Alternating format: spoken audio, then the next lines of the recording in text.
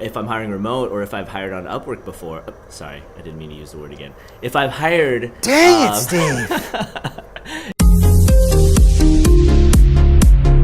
Welcome to the Up and Away podcast, sponsored by Commerce Hero.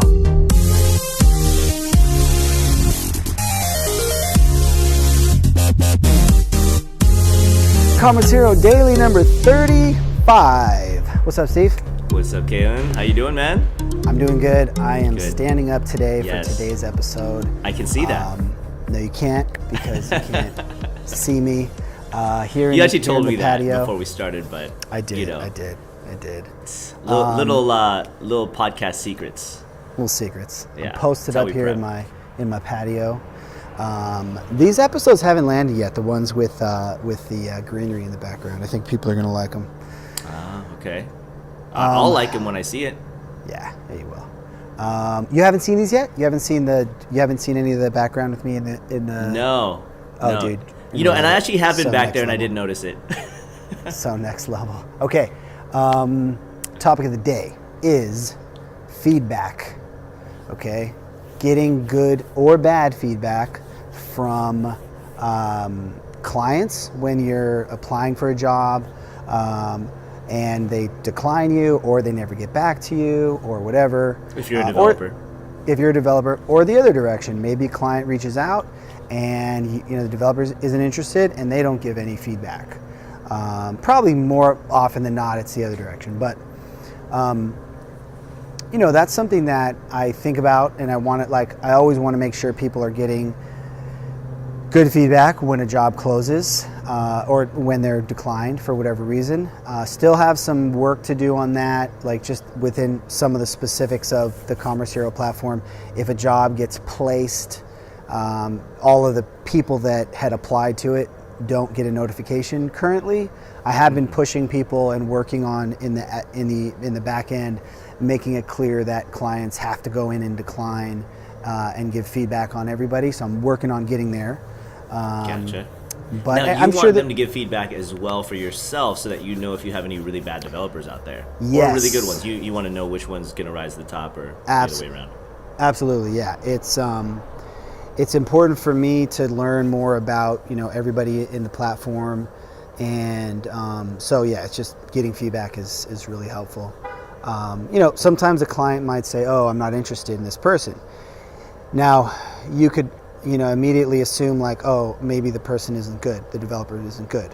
But then if they don't give any feedback at all, like, what if the client isn't good? What if the client doesn't know what they're doing? What if they didn't interview them well? What if they have unrealistic budget expectations? So you really got to know like why they turn somebody down.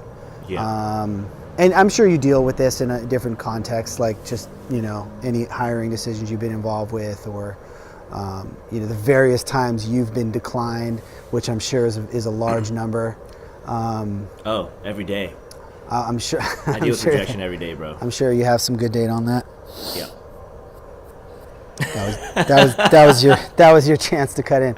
Okay. So I didn't know if you were gonna expound, but No. anyways, no. I mean, the truth is, I've never gotten rejected. So there you go. it's just trying to be humble. But in the process of you dealing with candidates, or like you've talked about how you'll use the O word, the U word that shall not be mentioned. I don't Upwork. know which one is the O or U word. Like What are when you you'll talking use Upwork, or Oh, you'll deal with gotcha. different people and things like that. I made I'm you sure you say have it. some background there. But like, yeah, I just think it's important. I think it's something that doesn't happen enough. And it'd be so. Okay, so here's what made me Here's what made me think of this today. Okay. Keeping everything anonymous as always. Whenever I Yes. tell funny stories about goofy things. Okay. So there was a client that had a developer do a test. So it was like an hour-long test, just under an hour. Some kind of a development test, which is pretty common. Developer turns the test in. So they spend an hour of their time. Client literally replies back, like 4-word response, and says, "You didn't pass." Oh, no. I felt so bad. I was like, hang on a sec. Like, can we get a little bit of, like, I feel like, you're obligated. It's one thing if somebody just submits a job application. If somebody does an hour-long coding test, I think you're obligated to give them some meaningful feedback on what are the areas for improvement, what did they not do right. I think that's important. Yeah, totally. So, I mean, on one hand, I'm kind of like, I'm glad at least they told them so they weren't waiting for the results. Right. Because that's, I mean, sometimes clients or people who are hiring employers, they don't really let someone know that they haven't been hired for the position or that they've moved on or whatever, right? Right. Flip side, that's pretty brief feedback. right. Very brief.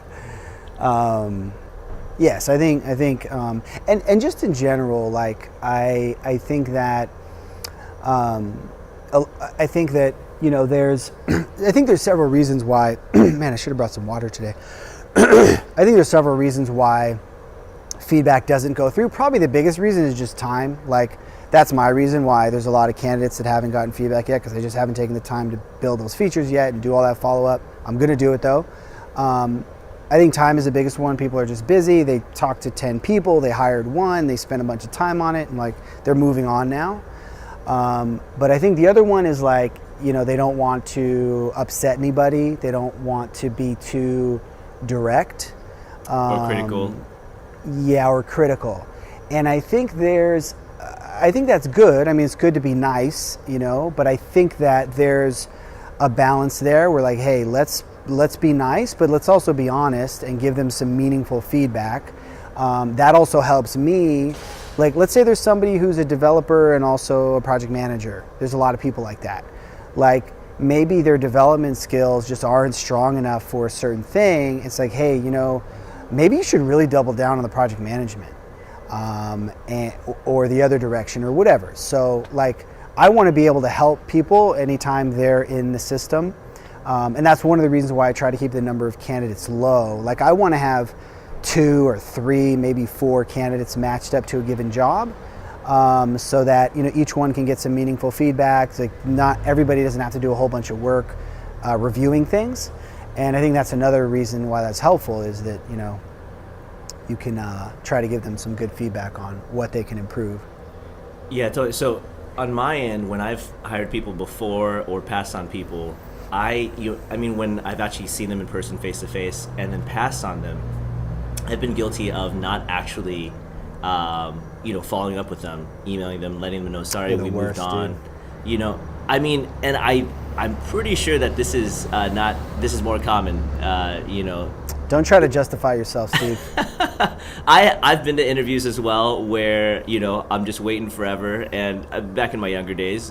College Steve, days. that doesn't make it better. Now you're trying to justify the other direction. Hold on, I'm trying to tell you, as someone who has hired people before, I just don't give feedback. I don't let someone know that when they're not hired. But on the flip side, when someone, an employee, or not an employee, I'm talking about a candidate, when they hire or when they email me and say, hey, just wanted to get some feedback, I give them like all the feedback that I have, totally candid. Dude. No problem about it. I'm very actually happy that they asked it. I think it shows a lot about them, and I'm so happy to help them out. I just didn't, there's so many other things that you have on your mind when you're in the process of hiring, and you're just trying to get the right person. You're not thinking about all the other people that you're gonna, that just aren't right for the position. That's so funny.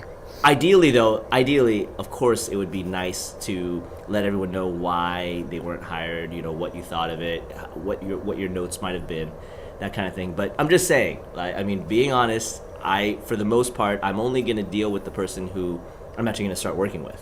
Everyone else, I figured that they get the hint. Sorry, we didn't call you back, so you didn't get the job. And that's so funny, because as you were talking, I was like, oh, I should mention that. And then you said exactly what I was thinking. And I think that is a best practice as a job candidate, is to ask for that. And, right. I think it takes a level of confidence, because I see people who, the client says no, and they say, okay, thanks.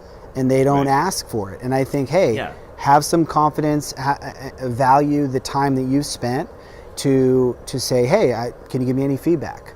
Like you said, I think it shows a lot about them, about their level of confidence, about the fact that they care and they're thoughtful about how am I coming off? What do I need to improve? Versus Yeah, just exactly. like, I'm just going to send my resume out there and I don't care, like just blasting If you spent the it. time to, get yourself dressed up, and present your best to someone, to an employer, and it didn't work out, I mean, I would want to know why was my best not good enough here? What could Right. I have changed? How could I have been better? Right.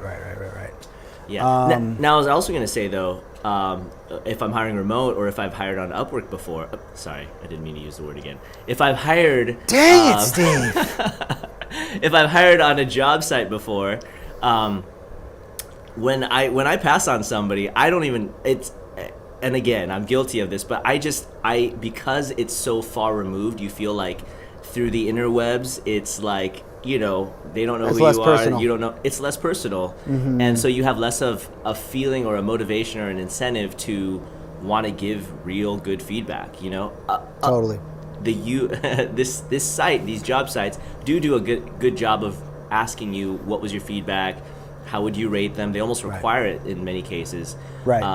So I know you're going to get on that with Commerce Hero, but you don't feel like you've really made a personal connection to begin with, and so you have less of an incentive to actually give real, honest Totally. feedback. Yeah, totally. And I think that I think you're right. I think it's like the client should give feedback, but also as a platform, I should be sure to request that feedback. As a candidate, you should make sure to ask for that feedback. And so that's why with the platform, I'm getting better about asking for ratings on jobs that have been completed. I'm getting better about asking for feedback, but I'm not always kicking an email out, although I think I am now. But anyway, those are the types of things that need to be improved so that they get asked and they can relatively quickly give that feedback, because you don't want to ask them to spend a ton of time, and if it's not fresh for them, trying to remember why they turned down a given candidate. So you do want to definitely try to ask the client in the quickest way possible to save them time, but to still make the ask. Yes.